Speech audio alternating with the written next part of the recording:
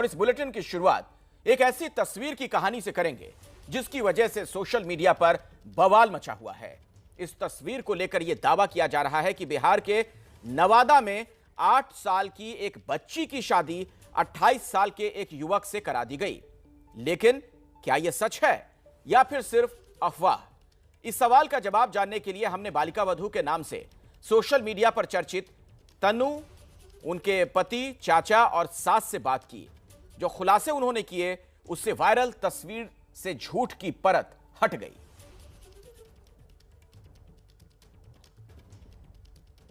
तो जब से यह तस्वीर वायरल हुई तमाम तरह के सवाल खड़े होने शुरू हो गए थे, लेकिन सच्चाई यह कि यह तस्वीर गुमराह करने वाली है।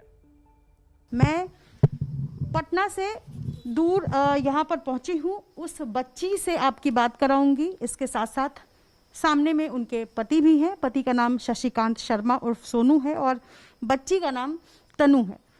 अब इनको बच्ची कहूँ या नहीं ये इनसे ही मैं पूछूंगी। इसके साथ साथ क्या कुछ इनका कहना है। सबसे पहले आपसे मैं सोनू जी बात करूंगी। कल से लगातार तस्वीर वायरल हो रही है, खबर वायरल हो रही है, दावा किया जा रहा है कि जबरदस्ती जो है वो शादी करा दी गई। कल से आपको परेशानियां तो हो रही होंगी? ऐसा तो कोई नहीं है मैम कि जबरदस्ती शादी हुई है। परेशानी तो बहुत है मैम कि रात को नींद भी नहीं आई। परेशानी ये नहीं है कि आज तक हमारे दरवाजे पर पुलिस भी नहीं आई है, तो देखने को मिला है कि पुलिस भी आई। ये इतनी परेशानी है। सबसे पहले आपको कब पता चला? मतलब 1 बजे की 1 बजे दिन में पता चला। फिर क्या हुआ? फिर पता चला तो हम भी क्या कर सकते हैं मैम, कुछ पता मुझे भी नहीं था। लोग बाग से पूछे तो इतने देर में तो पुलिस आ गई इनके घर पे, तो इन्होंने रोने पीटने लगा। फिर चुप करवाते करवाते यहाँ भी प्रशासन आ गया।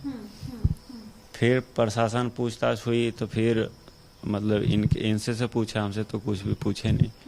हमें सिर्फ सामने किए, बोले शादी कैसे हुए, तो बोले इरादे से हुआ शादी, ऐसा तो नहीं हम लेके भाग गए। पुलिस ने कई सवाल आपसे किए।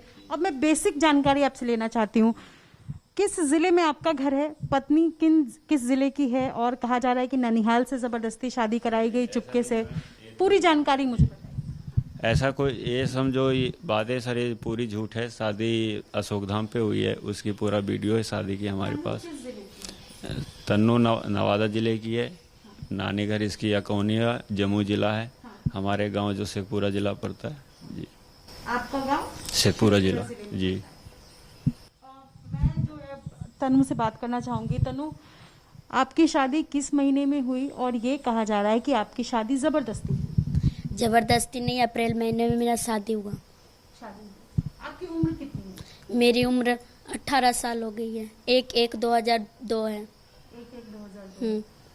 तो जब आपकी शादी हुई उस वक्त आपकी शादी जबरदस्ती हुई या आपकी मर्जी से? नहीं, दोनों परिवार की मर्जी से हुई। जबरदस्ती नहीं हुई। नहीं, सब खुश थे। कल से आप भी परेशान होंगी? हाँ, तो झूठ वायरल करेगा तो परेशान तो कोई भी हो सकता है, हम या रहिए कोई भी।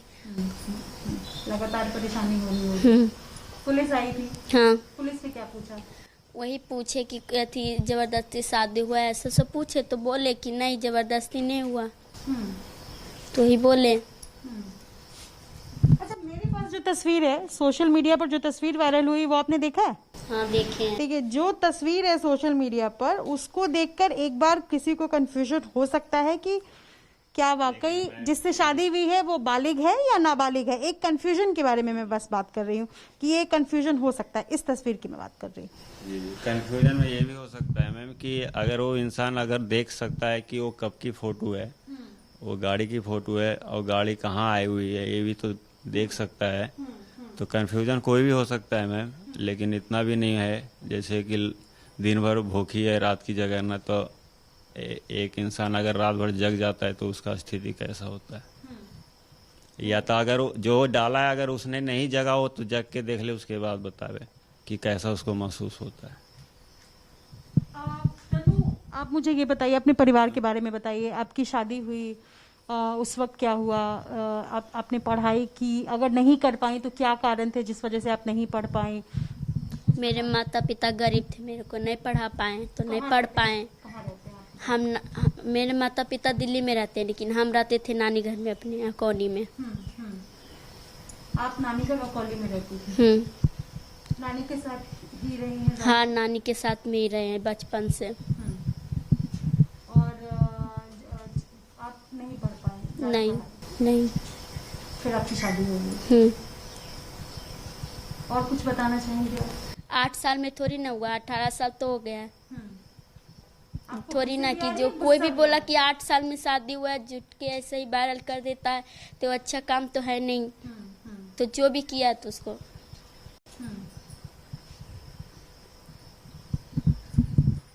चूंकि सोशल मीडिया पर आए दिन इस तरीके की खबरें जिसका कोई तथ्य नहीं है वायरल होती रहती हैं, लेकिन एक परिवार को परेशान करना किस हद तक जायज़ है, कितना गलत है, ये मैं आपसे समझना चाहती हूँ। दूसरा, क्या आप चाहेंगे कि मतलब जिस व्यक्ति ने वायरल किया है पुलिस जो है वो जांच करे और कार्रवाई करे?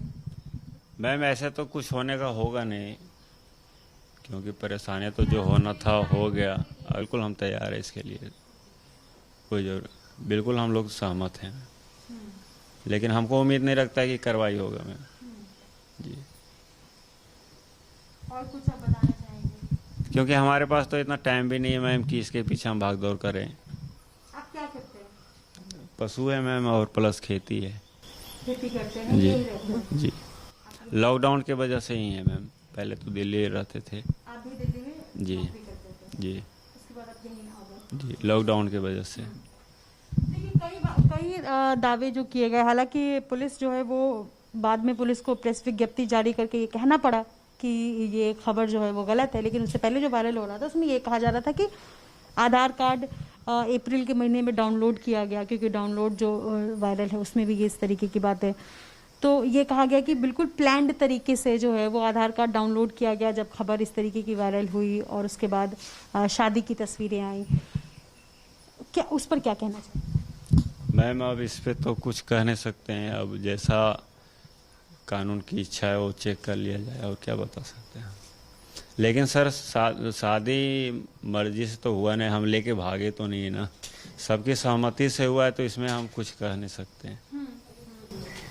आप दोनों यहाँ बैठे हैं, जी, करने की जरूरत नहीं है। अब लगातार पुलिस से भी कह रहे हैं, पुलिस से भी आ रही है और प्लस वहाँ परिवार से भी आ रहे हैं, वहाँ भी प्रशासन गई, अगर वहाँ परिवार तो मिले नहीं, लेकिन अब जाएंगे तो मिलवे करेंगे, वो भी दिल्ली से आ रहे हैं।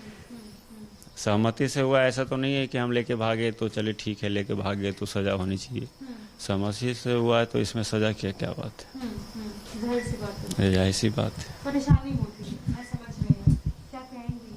आधार कार्ड डेट में थोड़ा 19-20 हो जाता है, ऐसा तो नहीं है। जैसे कि पहले इतना तो कानूनी था ना आधार कार्ड में, अब नियम बदलता जा रहा है, पहले जो भी लिखा दिया तो लिखा गया है ना, तो इसीलिए अब है। आप क्या कहना चाहेंगे? सोशल मीडिया पर जो चीजें वायरल करते हैं लोग, आप ससुराल में हैं, यहाँ पर आपको जो है वो दिक्कत हो रही है? जो किया उसको सजा मिलना चाहिए, ऐसा काम तो नहीं करना चाहिए दूसरे के साथ। कल से फोन कॉल से आप परेशान हैं?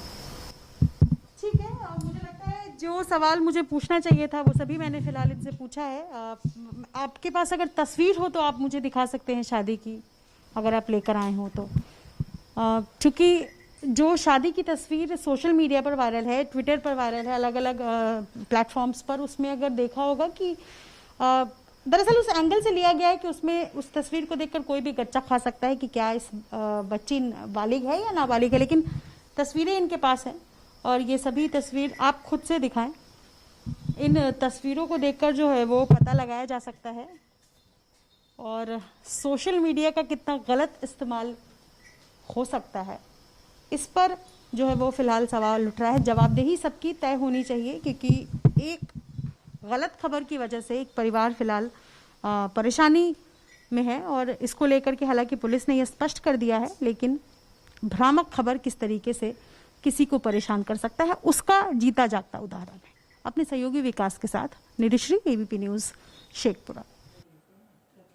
वायरल तस्वीर वाली लड़की तनु के ससुराल वालों के मुताबिक पुलिस वायरल वीडियो के आधार पर बार बार पूछताछ करने पहुंच जाती है, जिससे अब उन्हें बहुत परेशानी हो रही है। मैं पटना से दूर यहाँ पर पहुंची हूँ, उस बच्ची से आपकी बात कराऊंगी। इसके साथ साथ सामने में उनके पति भी हैं, पति का नाम शशिकांत शर्मा उर्फ सोनू है और बच्ची का नाम तनु है। अब इनको बच्ची कहूं या नहीं, ये इनसे ही मैं पूछूंगी। इसके साथ साथ क्या कुछ इनका कहना है। सबसे पहले आपसे मैं सोनू जी बात करूंगी। कल से लगातार तस्वीर वायरल हो रही है, खबर वायरल हो रही है, दावा किया जा रहा है कि जबरदस्ती जो है वो शादी करा दी गई। कल से आपको परेशानियां तो हो रही होंगी? ऐसा तो कोई नहीं है मैम कि जबरदस्ती शादी हुई है। परेशानी तो बहुत है मैम कि रात को नींद भी नहीं आई। तो ये बातचीत तो आप सुन चुके हैं कि आखिर किस तरह की दिक्कत इस दंपत्ति को हुई है, लेकिन इनके जो नाते रिश्तेदार हैं, परिजन हैं, वो क्या कह रहे हैं इस पूरे मामले में, वो भी सुनिए। हम तो मर्जी से शादी की है, बस यही इतना बात है। मेरा कभी भी पुलिस मेरे घर में आए भी नहीं की, मेरा खानदाने में कभी नहीं आए, ये पहली बार ऐसे हुआ।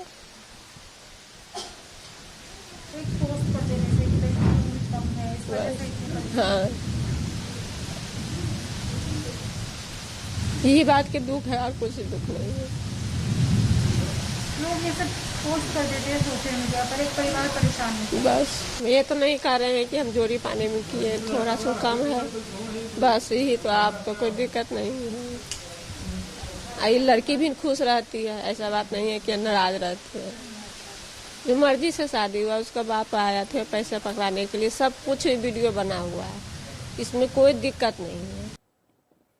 इस परिवार का बार बार यही कहना है कि दरअसल इनके घर पुलिस कभी नहीं पहुंची थी और इस प्रसंग की वजह से, इस घटना की वजह से पुलिस अब पहुंच रही है, जिससे ये अपमानित महसूस कर रहे हैं। हमने इस पूरे मामले में लड़के के चाचा पवन कुमार सिंह से भी बात की, जरा सुनिए उनका क्या कहना है। आप परिवार के सदस्य हैं, जब इस तरीके की खबरें वायरल होती हैं, एक ट्वीट से जो है वो भ्रम पैदा हो जाता है, तो किस तरीके की परेशानी होती है? परेशानी का आलम तो यह है कि जिस समय से कल या सुनने के लिए मिला, तो हम गांव के सारे लोग मतलब पहले तो स्तंभित हुए ये जानकारी ले सुनने के बाद, और उसके बाद जब हमारे निकटतम पुलिस थाना जो है हमारा, वहाँ से जब बड़ा बाबू हमको फ़ोन किए कि आपके यहाँ सुनने में आता है कि ऐसी ऐसी घटना घटी है, तो हम आ रहे हैं। जब वो लोग शाम में आए, करीब 6 बजे आए, तो आलम बहुत था। आलम के बाद आप भी कल्पना कर सकते हैं, कहा आप भी उसी वर्ग के हैं कि एक महिला को पुलिस के सामने होने में कितना, घरेलू महिला, हाँ, और उसके बाद मतलब पुलिस है, और लेकिन सवाल है कि जो बहू अभी महीना दिन पार किया है और उसको इस ढंग का परेशानी सामना करना पड़ता है, और उसमें भी कि जो बहुत नाम की लड़की पढ़ी हो। एक बात है कि अगर कॉलेज की लड़की है, बाहर रहने वाली लड़की है, तो कुछ सामना करने में उसको कोई हिचक नहीं है, लेकिन ऐसी लड़की को, घरेलू लड़की, ग्रामीण लड़की को तो परेशानी है। खैर मतलब वो लोग पूछे, देखे, हम जब पुलिस हम आई हमारी थाना का, तो सबसे पहले वो हमारे निकट आए। हम विश्वास के लिए उनको दबाव बनाए कि सर अब जब ऐसी बात है तो आप अपने चश्म से चल करके लड़की को देख लीजिए। तब उसके बाद वो आने के लिए तैयार हुए, आए, देखे, बात किए। उनसे बात के बाद वो नवादा से कोई पुलिस पदाधिकारी उनसे बात कर रहे थे। वो स्पष्ट शब्द में यहाँ से वो कहे कि सर कैसे संज्ञान लिया गया ये पता नहीं चलता है, मतलब सरासर दोनों क्लेम जो है वो गलत है। एक तो न तो लड़की का उम्र है 8 बरस, और न जो था कि ऐसे है वैसे है, लड़की के आधार कार्ड के हिसाब से 19 वर्ष से भी अभव है। सोशल मीडिया पर जो लोग इस तरीके से फर्जीवाड़ा करते हैं, जरूरत इस बात की है कि उन्हें ढूंढकर उनके खिलाफ सख्त से सख्त कार्रवाई की जाए। अब अगली खबर दिल्ली से, जहां लगातार दूसरे दिन कोरोना के नए मरीजों की संख्या 1000 से नीचे आई। 24 घंटे में कोरोना के 946 नए मरीज सामने आए हैं और 24 घंटों में कोरोना के 78 मरीजों की मौत हुई। संक्रमण दर के हिसाब से अगर बात करें तो 1.25 पर पहुंची है। सक्रिय मरीजों की संख्या 12,100 हुई। 1 जून से शुरू हो रही अन्न के लिए एडवाइजरी जारी कर दी गई है।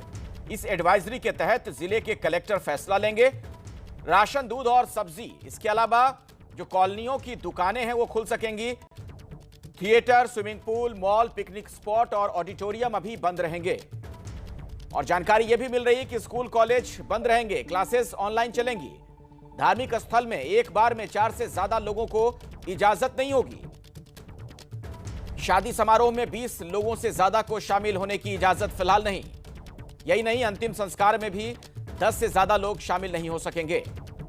और हर रविवार को कोरोना कर्फ्यू रहेगा। शनिवार शाम 10 बजे से सोमवार सुबह 6 बजे तक कर्फ्यू जारी रहेगा। ऑटो और टैक्सी में 2 सवारियों से ज्यादा नहीं बैठ सकेंगे। वैक्सीन कोरोना के खिलाफ सबसे बड़ा हथियार है, क्योंकि वैक्सीन लगने के बाद रोग प्रतिरोधक कोशिकाएं बनने लगती हैं जो वायरस से लड़ती हैं। अब इन्हीं कोशिकाओं को लेकर एक नई स्टडी सामने आई है जो आपको खुश कर देगी। आप देखिए हमारी रिपोर्ट।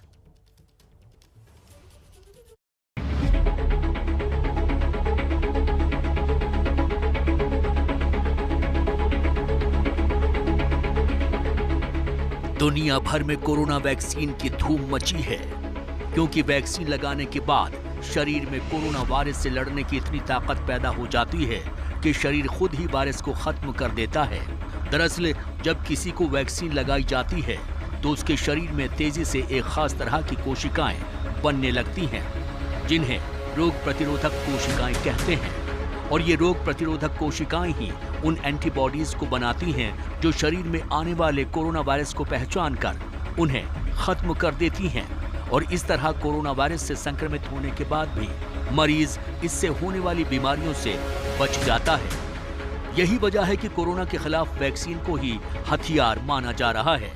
और इसीलिए कोरोना वैक्सीन के बूस्टर डोज का भी दुनिया भर में ट्रायल चल रहा है, ताकि वैक्सीन की एफिशिएंसी बढ़ाई जा सके। हालांकि अभी देश में कोरोना वैक्सीन के लोगों को 2 डोज दिए जा रहे हैं, लेकिन ये बूस्टर डोज नहीं है। बूस्टर का कंसेप्ट ये आता है, नाम ही इंडिकेट करता है कि इम्यूनिटी को बूस्ट करे जो ऑलरेडी एग्जिस्टिंग इम्यूनिटी है। जो पहले से इम्यूनिटी वैक्सीन से डेवलप हुई है उसको थोड़ा सा और बूस्ट करने की शायद जरूरत पड़ सकती है। अभी तक हमारे पास कोई एविडेंस नहीं है कि इसकी जरूरत है। तो जो अभी बूस्टर ट्रायल्स हो रहे हैं वो इसलिए हो रहे हैं कि कहीं अगर कल जरूरत पड़े इम्यूनिटी को बूस्ट करने के लिए तो हमारे पास पहले से जो है तैयारी होनी चाहिए, डेटा होना चाहिए। तो इसलिए रिसर्च करके जो है डेटा जनरेट करना अलग बात है।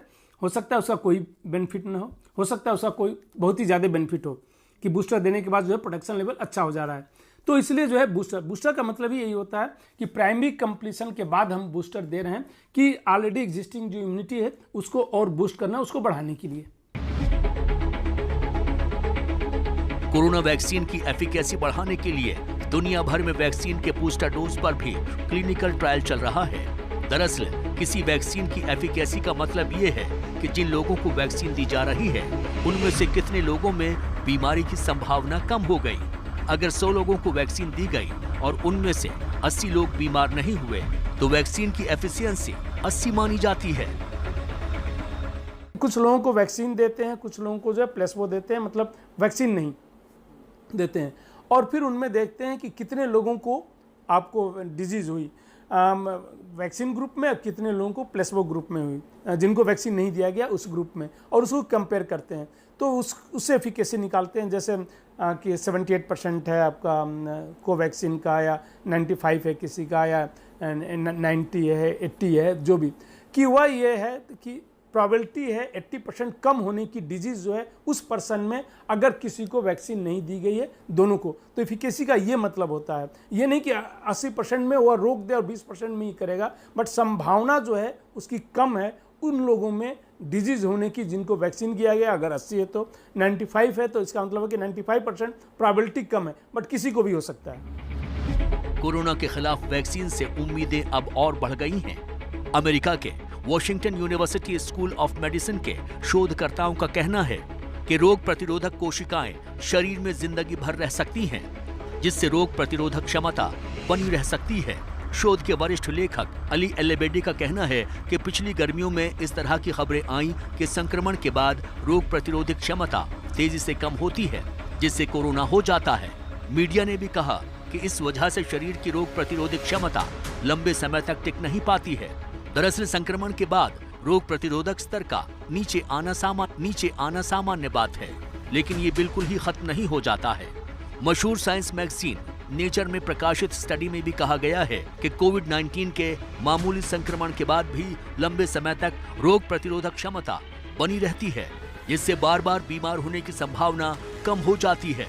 शोधकर्ताओं ने यह भी पाया कि संक्रमण के पहले लक्षण के 11 महीने बाद मरीज में फिर से रोग प्रतिरोधी कोशिकाएं उत्पन्न होती हैं, जो वायरस से लड़ने के लिए एंटीबॉडी बनाती हैं। रिसर्च में यह भी बात सामने आई कि संक्रमण खत्म होने के बाद रोग प्रतिरोधक कोशिकाएं अस्थि मज्जा यानी बोन मैरो में चली जाती हैं और एंटीबॉडीज पैदा कर खून में भेजती रहती हैं। जैसे नेचुरल इन्फेक्शन होता है तो बॉडी में जब इन्फेक्शन होता है तो शरीर में दो तरीके की इम्यूनिटी काम करती है, जिसको हम एक को सेलुलर इम्यूनिटी कहते हैं, दूसरे को ह्यूमरल इम्यूनिटी कहते हैं, जिसमें एंटीबॉडीज़ बनते हैं और उसके बाद जो है शरीर उसको याद कर लेता है, तो इम्यूनोलॉजिकल मेमोरी डेवलप कर लेता है कि दूसरी बार जब वायरस अगर आया संपर्क में तो शरीर तुरंत जो है एंटीबॉडीज़ बनाता है और उसको न्यूट्रलाइज कर देता है। जानकारों का यह भी कहना है कि जो कुदरती तौर पर कोरोना संक्रमित हुए हैं वो वायरस के नए वेरिएंट को भी आसानी से झेल जाते हैं। कई स्टडीज रिपोर्ट में यह भी देखा गया है कि संक्रमित होने या वैक्सीन लगाने के बाद 6 महीने से लेकर 1 साल या उससे भी ज्यादा समय तक एंटीबॉडीज भी शरीर में मौजूद रहती हैं और यही वजह है कि कोरोना के खिलाफ वैक्सीन ही हथियार है।